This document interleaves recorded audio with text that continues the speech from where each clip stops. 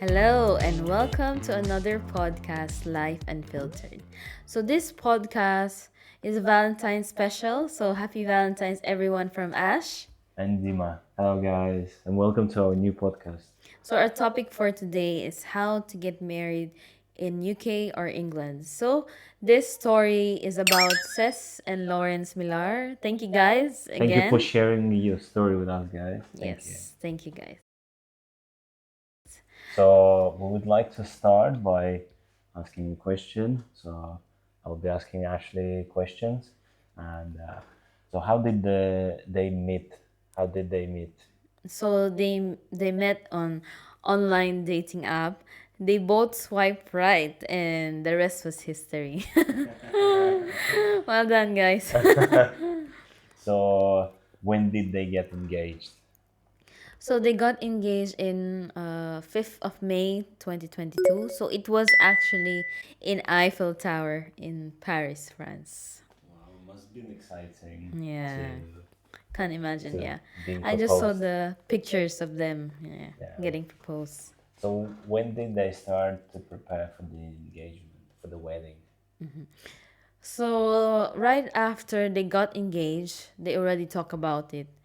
So they started doing the paperworks for the ceremony around December 2022. So that's after how many months? Uh, Yes, seven, it's five, 7, 8, yeah, something like that. 7 months after they got engaged, Yeah. 2022. And when did you have the wedding, guys? So they had the wedding exactly 1 year after they got engaged. So that was 5th of May as well. 23rd they got engaged. What day to day? Like the same day? Yeah, same day. Wow. Exactly after a year. Yeah. Okay. And what was the budget for the wedding? How much did they have it in mind? So Seth said that they really uh not really, they don't have any budget for the wedding, but they just decided to have an intimate wedding, like close friends and family only, so they only have 30 guests. Okay, that's very close family and that's Yeah. like close knit Yeah, I think family. that's people are doing now because getting married is so expensive. So they wanted to do more intimate, closer people. So at least not only that you are gonna be enjoying because you know all the people closely, but you're also saving money as well. Yeah, practicality. And how much did they have to spend on the venue, and how much they had in mind to spend it, and how much they actually spend it? So they said around £5,000 For the whole thing. for the whole thing. Yeah, so it's in 5,000 including the drinks, canapé, so the main dinner, and then drinks as well. After drinks, at night, and then also rent the tables and chairs, and then wedding bed and breakfast. So the hotel. Yeah, so that's around 5,000, all of it. Yeah, quite reasonable price. Yeah.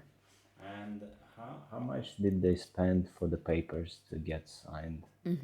So because they did it in a town hall, the ceremony, so they had to pay for the room.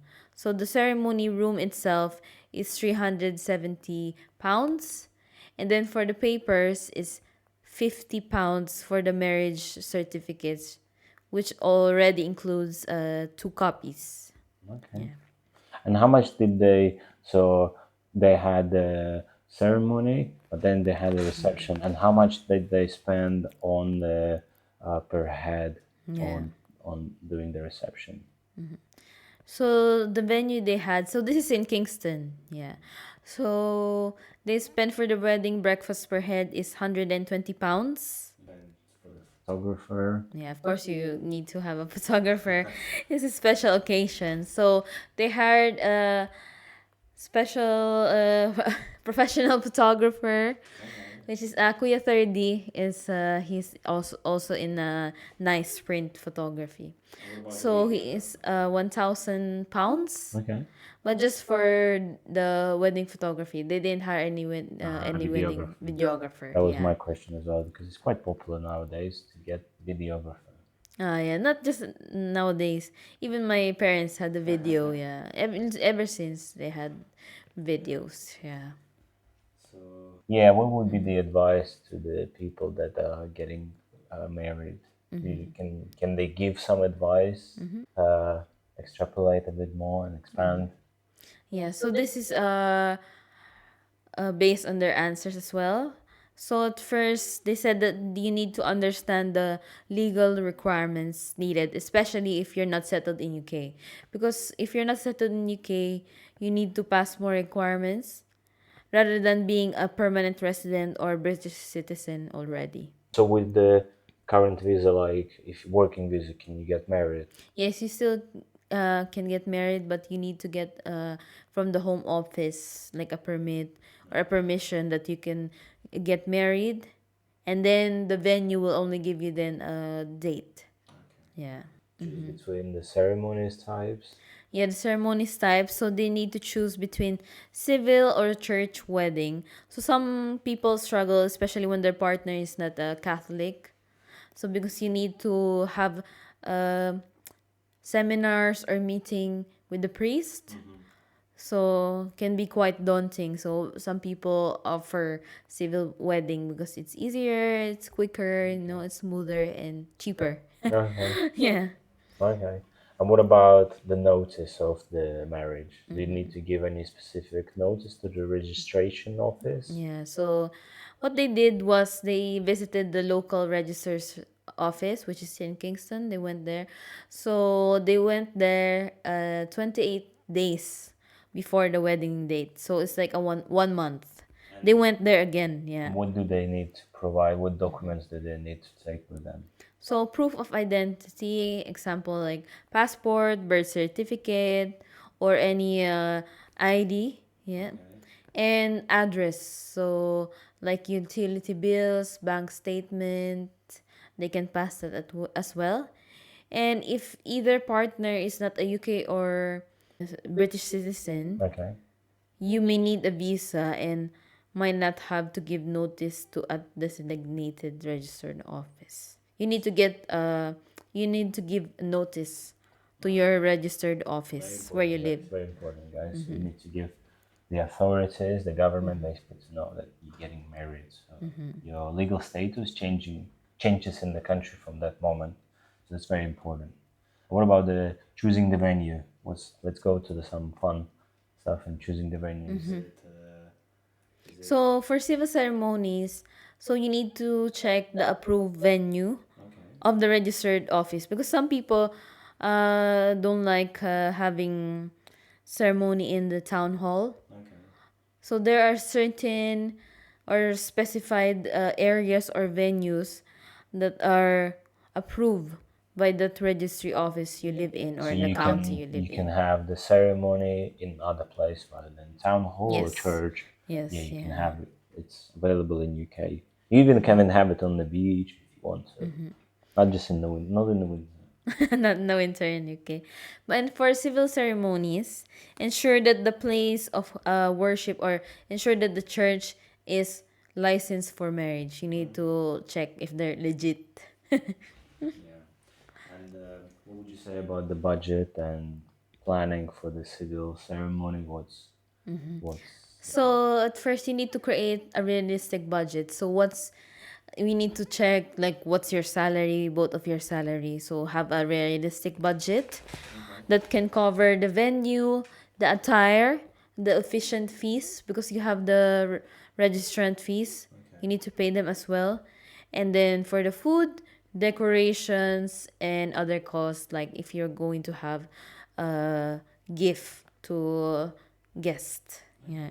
And also the photographers, caterers and florists, that will design your venue. So you need to check how much, and then you need to check how much is your budget as well. So what can you offer, or what's your budget? for each person. Yeah. Okay. And how about you go about the planning the ceremony? It's very quite interesting. No, it might be that you need to work with the town hall, or you work with the people that are in the place. Yeah.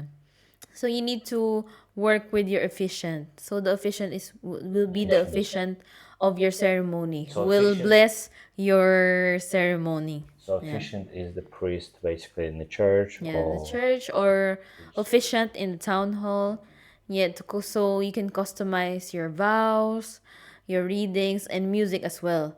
So you can contact your registered or local office as well if you want to have like pianist, or violinist, or vocalist like that, and ensure that your witnesses are available. so how many witnesses do you need to have at least? Usually, you can have two or three.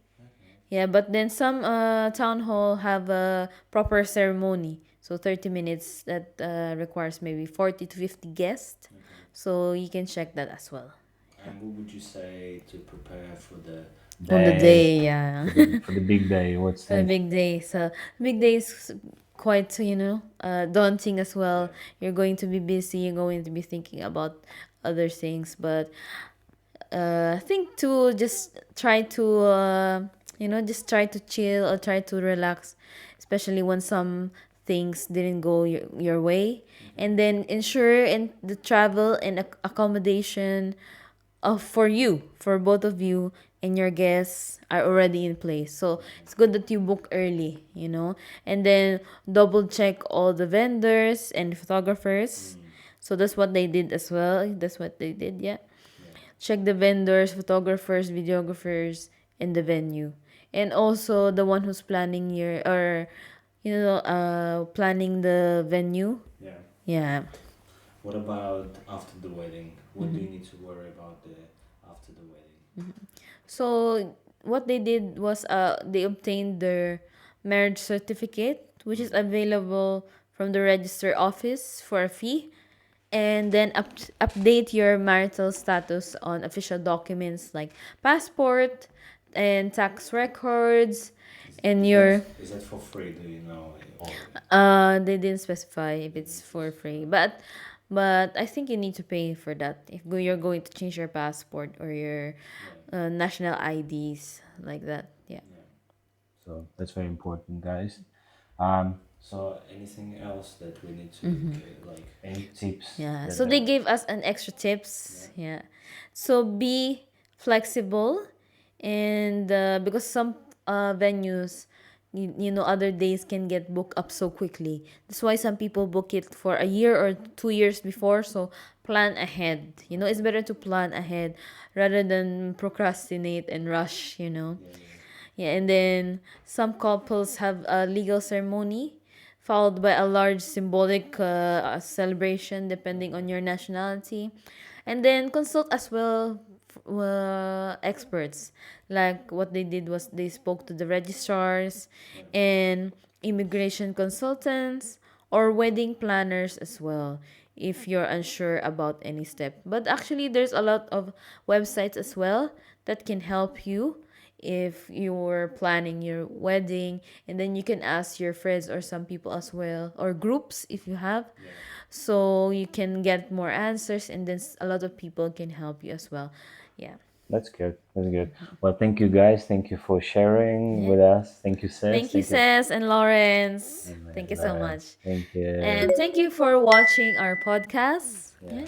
Thank you, guys. Thank you for continue supporting us, and make sure to like if you like this video, to hit like and subscribe on our channel, and we'll be having more podcasts in the future. So stay tuned, and bye. Happy Valentine's. Thank you, guys.